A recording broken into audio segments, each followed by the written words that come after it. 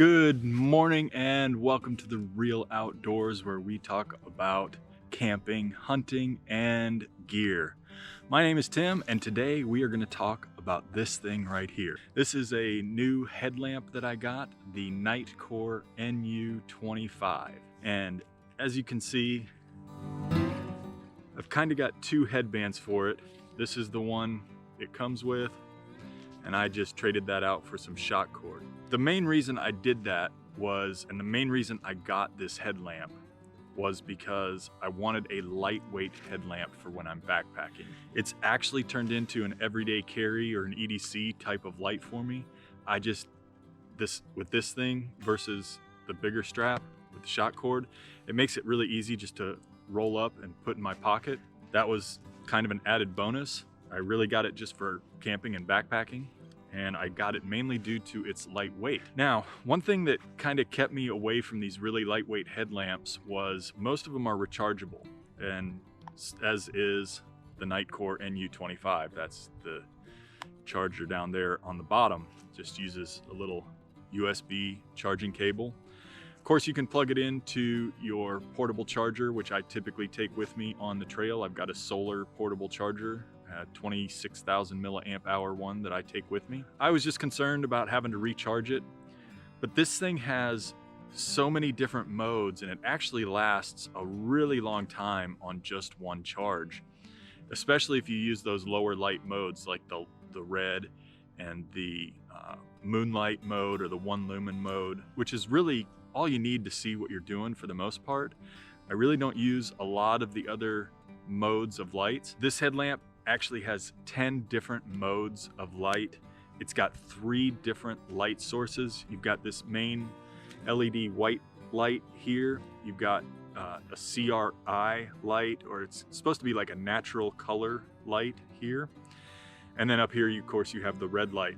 But I typically just use the 2 red light modes, steady red light modes, because they have other red light modes like a flashing red light for emergencies. But I really just use the 2 red light modes, and then the lowest setting of the white LED light, which is the 1 lumen setting. Every now and then I'll bump up the white light so I can see a little better, but that's pretty much all I use. And when I'm using those lower end ones, it lasts a really long time, like several backpacking trips or campouts. And then, like I say, you can recharge it, and so that's good. You don't have to carry a bunch of batteries. It's better for the environment so that you're not disposing of all these batteries over and over again. My old headlamp used 3 AAAs, and I'd have to replace them pretty much every campout. So that's a lot of batteries to go through. I don't know why that just kept me away from it. I guess I felt safer and more secure having the batteries with me that I could replace if it ran out of battery. But I've been really impressed with how long the rechargeable battery lasts. And like I said, it is very easy just to recharge if you bring a charger with you on your camping or backpacking trips. One other thing about the battery that I like, or actually the headlamp that I like, is it has a battery indicator built into it. So you just press both buttons, and it's kind of hard to see during the day, but it gives you a little flashing red light or a solid red light to indicate what your battery level is. So then I can check before I go out on the trail or something like that, just to make sure it's fully charged. And I really like that feature about this light. It just gives you that extra peace of mind. Like I said, I was hesitant to get a rechargeable headlamp, but so far I absolutely love it. I did mention that I replaced the headband with the shock cord. I guess it was to try and lighten it up a little bit more. I actually really like it. It's very comfortable. Like I said, it does make it a little bit easier to store because it wraps around here and just goes right into my pocket with me, and I carry it every day with me. I'm really not sure it makes that big a difference. This is the one it comes with. I mean, it is a little heavier, but this is a lot more comfortable around your head than the shock cord. Both are adjustable the way I created the shock cord, and this one, of course, is adjustable with the little buckles back here. But I'm not really sure what difference it makes, other than that's what all the cool kids do. So I changed it out to shock cord, and I've been happy with that setup so far. The light itself weighs just under an ounce. The specifications for it are 0.99 ounces. And when it says that, and it does a lot of advertising that it's a light that weighs under an ounce, it is not including the weight of the headband. It's not like this is real heavy, but let's just say it's another ounce, so you have 2 ounces total between your headband and your light, which is incredibly light. Like I said, a friend had this, and when I felt it and felt how light it was, I knew I had to have one for myself, even though I was wary of the rechargeable aspect of it. As I said, so far, I've absolutely loved it. It lasts way longer than I would have expected. Let me just go through the light settings with you. You've got moonlight, and then there's like a middle, high, and then turbo is 360 lumens, but that only lasts, I think, 30 seconds. So when it says 360 lumen light, okay, kind of. It'll get to 360 lumens, but it only lasts for 30 seconds. So that's just something to be aware of when you're looking at the light ratings for these lights. And then you have the low light red, which is almost unusable for me. About the only time I use that is in the hammock or in the tent when I just need to see what I'm grabbing. But outside of the hammock or tent, it's really not very useful. It's not bright enough for you to see much. So it has a secondary, you know, like a more lumen red light. This one I use quite a bit. It's fairly useful in the dark and able to see things, able to see where you're walking, things like that. And of course, doesn't ruin your night vision. Of course, above that, you have the flashing red light for emergency services. And then one of my favorites that I actually use a lot is this natural light setting, or CRI light. And it's supposed to be more like natural lighting. It definitely does not hurt your eyes as much as the white LED does. So you're not blinding people, you're not blinding yourself when you're using that light as much. And it gives you much better color when you're looking at things at night. So I really like that light, and it doesn't take up a lot of the battery power. So that has kind of become my favorite option with the Nitecore NU25. The light is I66 rated for water resistance or waterproofness. You can look up the different I ratings to get an idea of how waterproof it is, but basically you don't have to worry about having this out in the rain with you, or even dropping it in a stream or something like that. It's good for that. It's got, you know, these watertight coverings over the charging area, and of course, you know, these rubber sealed switches for your lights. It is basically waterproof. I wouldn't keep it submerged. It's clearly not a diving light or something like that, but the things you're going to run into in a backpacking or camping situation, it can definitely handle. And so that was good too, that I could still use it, even I wouldn't have to worry about it in the rain and things like that, and getting my batteries all corroded. I'm just going to go through a few of the specs with you on this light, because the first thing a lot of people ask me is, well, how long does that rechargeable battery last? Well, it really varies, like I said, based on what mode you have it in. So I'm just going to go through some of those specs with you so you get an idea.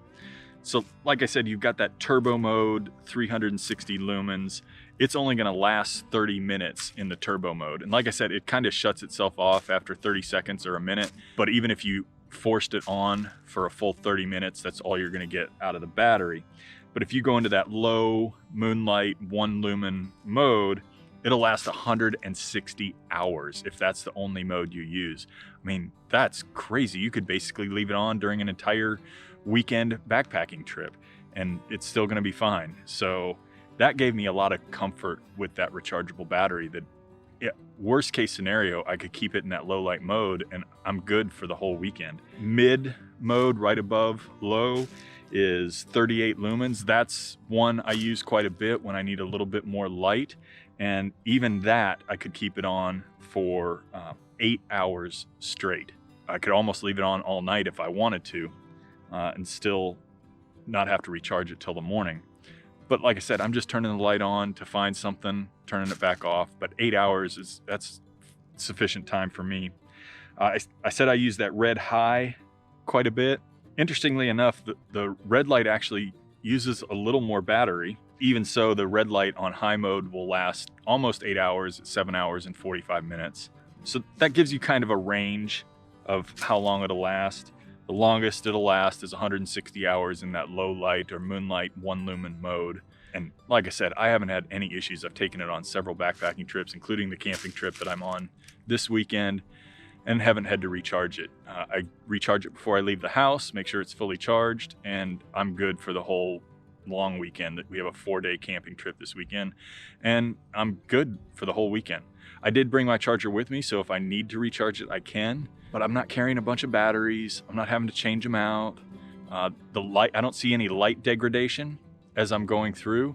It stays just as bright from hour 1 of charging to till it goes dead. I think that's about it as far as specifications are concerned. I mean, like I say, I am super happy with this light. I'm so happy with it. I carry it with me all the time. I used to, if you go back and look at my EDC video, I carried a small Ultralight flashlight as my EDC light. And I've actually put that away, and this is all I carry now. For my EDC, it comes with me in my pocket all the time. I always have it with me. And the good part about it is, unlike a flashlight, like that Ultralight, even though I could clip it on a hat, you can see right now I don't have the bill of a hat to clip it on, so I'd have to use my hands. But this one, I'm always hands-free. I always have both hands to do whatever I need. I get up in the morning, I grab this out of my pocket and turn it on in the low light mode so I don't wake my wife up, in order to find my clothes, get ready for the day, things like that.